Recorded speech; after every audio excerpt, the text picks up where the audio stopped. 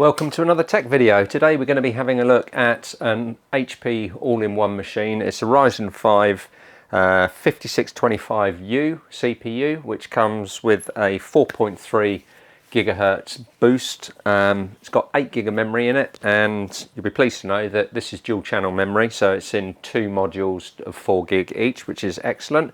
256 gig of internal storage, which is an NVMe drive, and integrated Radeon graphic.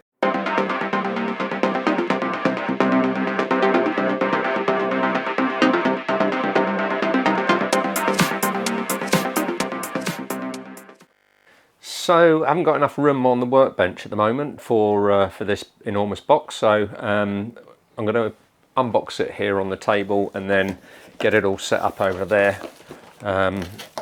Once it's unpackaged, just want to go through and have a look at the packaging material, which seems pretty good. Inside the box we've got a box, and I presume this is the power brick, which it is, which I think is did say 90 watt. Yeah, so it's a 90 watt power adapter. Put all that to one side for now. So inside, as I mentioned, we've got some good robust foam packaging, so let's get that out. And then inside there we've got the all-in-one device, which is in black by the look of it. Okay, in here there should be the keyboard and mouse, which there is, with its little wireless dongle and some batteries. Nice to see. Okay, that is pretty much as I'm going to do. We'll get that set up on the workbench and then have another look at it. So the screen itself comes with this plastic wrapper over the top, so let's get rid of that. This is a 24-inch. We've got looks like a pop-up webcam, or it's a pull-up webcam actually, so it's not a pop-up webcam. Let's get rid of that. Can't see a privacy filter on it, but the privacy filter will be just to push it down. What do we think about it? Well, that's a nice slim bezel all the way around the screen, and then the stand, nice stand, tiny little foot on the stand. Let's have a look around the back side of it and see the connectivity options. Okay, so on the back we've got our power switch, followed by our Kensington lock, which is this one here. We've got an HDMI 1.4 output, so you can hook up another screen to it if you want. Then we've got an RJ45 adapter. This is a gigabit adapter. We've got our power input. Then we've got 2 USB Type A ports. These are USB 2, and then we've got a high-speed USB Type A port there. I think, just need to double check, I'm fairly sure that is 5 gigabit signaling rate and charging, which it is, super speed. Okay, so the Wi-Fi on this is it's Wi-Fi 5, and that is pretty much it. So without further ado, okay, so this comes with Windows 11. Let's just have a look at the screen and have a look at the angle of it. So if you look, that's pretty much level with the base, and it leans forward quite a bit on the viewing angle, and then you can tilt it right back to that sort of angle. So fully tiltable, which is nice to see. Alright, so here we are in Windows. Let's go ahead and have a look and check out the bloatware that comes with this. Bearing in mind this is a home PC, it's not a Pro, it's not Windows 11 Pro. So we can expect some rubbish in here. Dropbox promotion, ExpressVPN, get rid of that.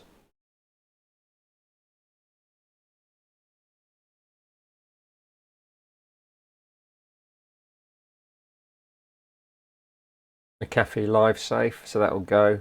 McAfee Personal Security, that will go. We'll be keeping Microsoft 365, and again, awesome work by HP just to stick the correct language version in there for us. So we're pretty much all ready to go. Minecraft, that can go. My HP, that can go. Omen Gaming Hub, we'll get rid of that as well. And we'll remove the games. Web Advisor we will keep because that's a useful utility to run in the browser to keep users protected. But not too bad in actual fact. So we've removed ExpressVPN. Let's get rid of a few others. Get rid of personal security first. So let's talk about the screen at the moment while that's while we're just uninstalling all of this stuff. So the screen is a 24-inch or 24-inch diagonal. It's full HD with an IPS panel, and it comes with a anti-glare, so matte finish, and it's 250 nits. So again, it's perfect for indoor use, but I'm not sure you'll be taking it outside into the bright sunshine, but if you did, you wouldn't be able to see it particularly well. And the webcam apparently is a 1080p, and it's also got depth of field, so you can integrate this with Windows Hello. So it will use your face to log into Windows, for instance, facial recognition. That's all available with this camera. So we'll have a look at the camera quality. In fact, we can do that now while this is uninstalling.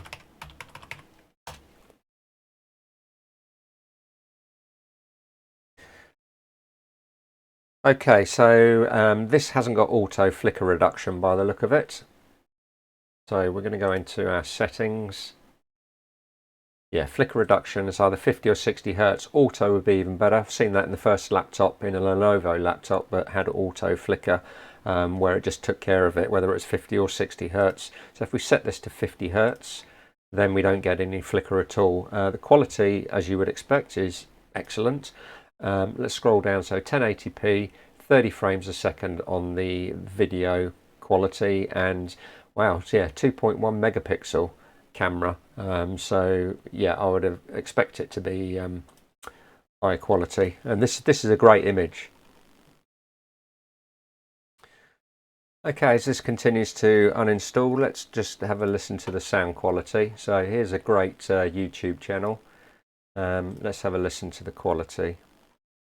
Just need to adjust the audio so it's not coming out through the capture for the OBS Studio. Oh wow.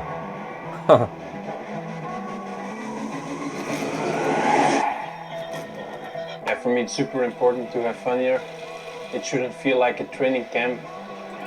Okay, I'm really impressed with that sound quality. It's got a good rich bass to it, and I think the speakers are 5 watts, where the previous Lenovo laptop that we looked at, it was 1.5 watts. So this is, yeah, it's 5 watts for the speakers, and sounds absolutely amazing. So really, the user's going to be really chuffed with this, and yeah.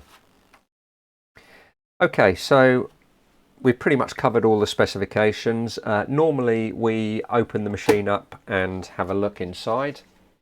However, we're not going to be doing that because the reason for that is we just cannot risk damaging this screen. So we're not going to be going inside it today. However, there is a couple of upgrade options for you. So there's 2 slots in there. The first slot is the M.2 drive. So this is a 256 gig M.2 drive. So you can upgrade that to whatever size is compatible with the system. So all the way up to 4 terabytes if you really wanted to. And also there's also a Wi-Fi card that in a slot that you can use if you wanted to change that out. So there, I believe, are the only upgrade options. There may be a space in there for a 2.5-inch drive. However, we're not going to know that unless we take the back off, and we're not going to be taking the back off. And I'll explain the reason why. Is because the back is a molded unit all the way around the screen. There's a couple of release catches underneath the bottom. But yeah, we don't want to be messing around with this and risk damaging the screen, as we've never been inside one of this particular model. Most of them are similar.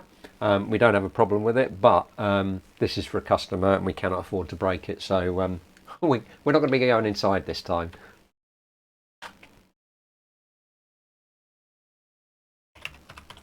Okay, so let's get logged back in. And here we are, so we can go back in, we can get rid of the rest of the bloatware, then we'll give it a little bit of a tidy up. And then our plan is to remove the drive from the old system and copy all the data across and install their accounts package for them as well.